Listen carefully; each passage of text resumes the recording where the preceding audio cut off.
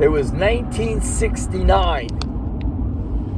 And in Vietnam, they had a thing called R&R, which was called Rest and Rehabilitation. And you were allowed to pick various spots to go to rest and rehabilitate yourself and chill out. A lot of the guys who had really serious girlfriends and or married went to Hawaii so they could rendezvous with their wives in Hawaii and spend time with their wives in Hawaii. A lot of them went to Thailand for various reasons. But Dennis decided he wanted to go to Sydney, Australia, which was only like a 2.5 hour flight from Vietnam. So I got on a plane, a KC-135, and I flew to Sydney all by myself.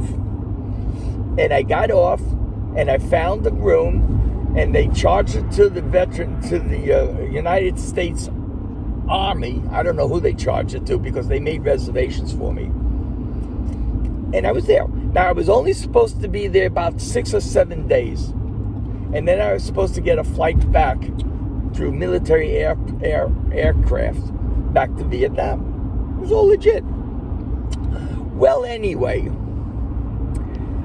I met someone there. A young lady who I really, really, really, really liked. And she really liked me. Believe it or not, she actually liked me. And we were together. And when my time was due to go back, I decided I didn't want to go back.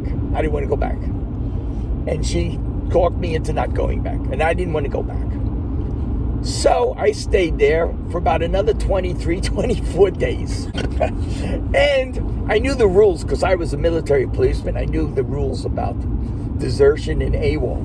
The biggest rule was identity. If you wore your dog tags and you had your dog tags on you, they could not consider you a deserter. They could consider you AWOL, which means absence without leave. And so I said, well, I got my dog tags on. So one night I decided to go have a beer. So I went to an Australian club, and I'm sitting in the corner of the bar, minding my own business, drinking a glass of beer, and a fight broke out. And it was a big fight. And the fight came my way. And I wasn't even involved. I didn't even do anything. It wound up, everybody was on top of me. I must have been like 10 people on top of me. And the next thing I heard, get off, get up, get off, get up, get up, you, get up. And I looked up and there were policemen, military policemen. And the guy looked at me and he said, can I see your papers? I said, I don't have any on me. He said, do you have any sort of identification? I said, not with me. He said, all right, get up, turn around, and put your hands behind your back. And he put handcuffs on me.